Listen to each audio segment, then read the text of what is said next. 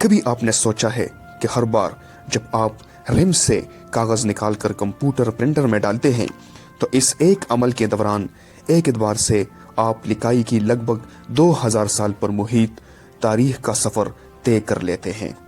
کاغذ 2000 سال سے زیادہ عرصہ پہلے چین میں ایجاد ہوا تھا، لیکن کاغذ کے لیے مستعمل انگریزی زبان کا لفظ پیپر فرانسیسی، جرمن اور ہسپانوی زبان کی طرح مصر میں پائے جانے والے ایک آبی پودے یا سرخنڈے کے یونانی اور لاطینی نام پاپائرس سے نکلا ہے۔ اس آبی پودے کو چیر کر اس طرح جوڑا جاتا تھا کہ اس پر لکائی ممکن ہو جاتی تھی، اور قدیم زمانے کے لوگ اس پر اپنی تحریر لکھا کرتے تھے۔ اطالوی تاہم کاغذ کے لیے کارٹا کا لفظ استعمال کرتے ہیں، جو یونان زبان میں لکائی میں کام آنے والی چیزوں کے لیے مستعمل لفظ کارٹس سے نکلا ہے، اور اسی یونانی لفظ سے کئی دوسرے الفاظ بھی بنے ہیں، مثلا کارٹ، بورڈ، کارٹوگرافی، ڈرائیو وغیرہ۔ اس کے علاوہ قدیم لوگ، خاص طور پر عبرانی زبان بولنے والے، لکھنے کے لیے جانوروں کی کالیں استعمال کرتے تھے۔ اس کے ساتھ ہی ایک اور تبدیلی آئی جس میں کتابیں ایک رول کی شکل میں مرتب ہونے کی بجائے الگ صفحات پر لکھی جاتی تھی، جنہیں جوڑ دیا جاتا تھا، جسے ہم کوڈیکس کہتے ہیں۔ کوڈیکس لاطینی زبان میں لکڑی کے بلاک کے لیے استعمال ہوتا ہے۔ لفظ ریم کا ذکر، جس سے اب مراد 500 صفحات کا پیکٹ ہوتا ہے، ہمیں ایک بالکل مختلف سمت میں لے جاتا ہے، کیونکہ یہ عربی زبان کے لفظ رزما سے نکلا ہے۔ کاغذ سیلولوز فائبر سے بنتا ہے، جو اکثر درختوں سے حاصل کیا جاتا ہے۔ چینی لوگ جنہوں نے کاغذ ایجاد کیا گرم آب و ہوا والے خطے میں رہتے تھے اور مختلف پودوں اور جھاڑیوں کی اندرونی چال سے کاغذ بناتے تھے۔ اس کی ایجاد کے کچھ ہی عرصے کے بعد بدھ راہبوں اور تاجروں کے ذریعے کاغذ بنانے کا علم پڑوسی علاقوں جیسا کہ جاپان، کوریا اور وسطی ایشیا میں پہنچ گیا، جہاں لوگوں نے مقامی طور پر میسر مواد کو استعمال کرتے ہوئے کاغذ بنانا سیکھ لیا۔ وسطی ایشیا میں جہاں وہ پودے دستیاب نہیں تھے جو چین میں موجود تھے، لوگوں نے پرانے کپڑوں، رسیوں، کپاس جیسی مقامی پودوں سے سیلولوز فائبر حاصل کرنا شروع کر دیا۔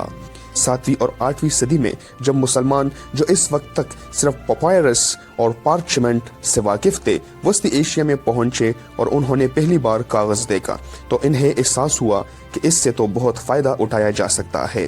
200 سال کے اندر اسلامی تہذیب کے توسط سے کاغذ بنانے کا علم وسطی ایشیا سے ایران، عراق، شام، مصر، مراکش اور آہے میں سسلی اور ہسپانیہ کو ملا کر 5000 میل تک پھیل چکا تھا۔ صدیوں تک یورپ میں کاغذ کی ایجاد کے بارے میں بحث ہوتی رہی اور یہی سمجھا جاتا تھا کہ یہ پاپائرس سے بنا ہے اور اسے قدیم مصریوں نے ایجاد کیا تھا، لیکن قرون وسطیٰ کے مسلمانوں کو ہمیشہ سے معلوم تھا کہ کاغذ چین میں بنتا ہے۔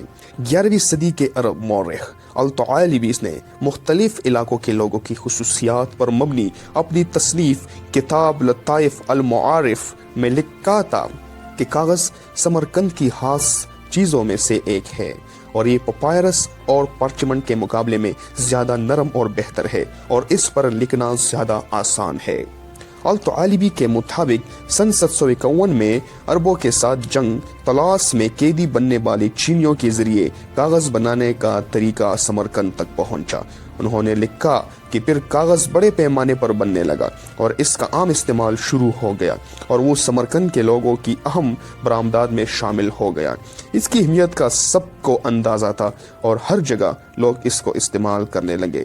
حالانکہ ان قیدیوں کی کہانی کو کئی بار بیان کیا جا چکا ہے، لیکن الطعالبی کے بیان کو منوعاً تسلیم کرنے میں احتیاط ضروری ہے۔ وسط ایشیا میں مختلف مقامات سے کاغذ کے انتہائی پرانے نمونے ملے ہیں، جس سے ثابت ہوتا ہے کہ اس خطے میں کاغذ مسلمانوں کی آمد یا جنگ طلاس سے بہت پہلے بنایا گیا اور استعمال کیا جا رہا تھا۔ مثال کے طور پر سن 1900 میں ایک چینی بدھ راہب کو اتفاقاً شہرائے ریشم پر ایک نہلستان کے غار میں کاغذ کے 30,000 سے زیادہ سکرول ملے۔ یہ غار پہلی بار سن 366 میں استعمال ہوا اور پھر 10ویں صدی میں بند کر دیا گیا تھا۔ اس کا مطلب ہے کہ اس میں ملنے والے کاغذات جو بدھ مت مذہب کی تعلیمات، سرکاری دستاویزات، کاروباری معاہدوں، کیلنڈروں اور متفرق دستاویزات پر مشتمل ہے اور کئی زبانوں میں لکھے گئے ہیں، اس دور سے تعلق رکھتے ہیں۔ سن 1907 میں برطانوی مہم جوسر السٹائن کو اس غار سے مغرب میں ایک واچ ٹاور کے کھنڈرات سے چوتھی اور چھٹی صدی کے درمیان کے 5 خط اور کچھ دستاویزات ملے۔ ان میں سے ایک خط کپڑے میں لپٹا تھا اور اس پر سمرقند کا پتہ درج تھا جو وہاں سے 2000 میل مغرب میں تھا۔ یہ خط جو بظاہر کسی گم ہو جانے والی ڈاک کا حصہ تھے، ثابت کرتے ہیں کہ شہرائے ریشم کے تاجر وسط ایشیا کے علاقے میں اسلام کے آنے سے صدیوں قبل کاغذ کا استعمال کر رہے تھے۔ سن 1933 میں ایک سوویت ماہر آثار قدیمہ کو تاجکستان کے ایک پہاڑی قلعے میں کچھ کاغذات ملے تھے، جہاں سے ایک مقامی حکمران نے عرب حملوں سے بچنے کے لیے سن 722 میں فرار ہونے کی کوشش کی تھی۔ یہ واقعہ جنگ طلاس سے 3 دہائی پہلے کا ہے۔ قرون وسطی کے فلسفی اور مورخ ابن خلدون کے مطابق وزیر الفضل بن یحییٰ نے 9ویں صدی کے اوائل میں اس وقت کاغذ بنانے کا طریقہ بغداد میں متعارف کروایا تھا، جب پارچمنٹ کی کمی ہو گئی تھی اور انہیں وسیع عباسی سلطنت کا انتظام چلانے کے لیے لکھائی کے لیے مواد چاہیے تھا۔ یہ وزیر ذاتی طور پر کاغذ کو متعارف کروانے کے لیے ذمہ دار تھے یا نہیں، اہم بات یہ ہے کہ ان کے خاندان کا تعلق بلخ سے تھا، جو اب شمالی افغانستان میں ہے اور جہاں کاغذ صدیوں سے بنتا اور استعمال ہوتا آ رہا ہوگا۔ ابن خلدون لکھتے ہیں کہ اس طرح حکومتی دستاویزات اور سند کے لیے کاغذ استعمال ہونا شروع ہو گیا۔ لوگوں نے اسے علمی کام کے لیے استعمال کرنا شروع کر دیا اور کاغذ بنانے کی صلاحیت میں بھی قابل قدر حد تک اضافہ ہو گیا۔ ابن خلدون نے افسر شاہی کے لیے کاغذ کی ایک اہم خاصیت کا ذکر نہیں کیا، اور وہ تھی اس کے سیاہی جذب کرنے کی صلاحیت، جس کی وجہ سے پاپائرس اور پارچمنٹ کے برعکس اس پر لکھنے کو مٹھانا مشکل تھا۔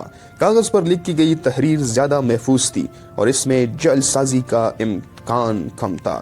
9ویں صدی میں کاغذ کی نئی دستیابی کی وجہ سے ادب، نیچرل سائنس سے لے کر مذہب تک حقیقتاً تمام مضامین میں تخلیقی کام کی بہار آ گئی۔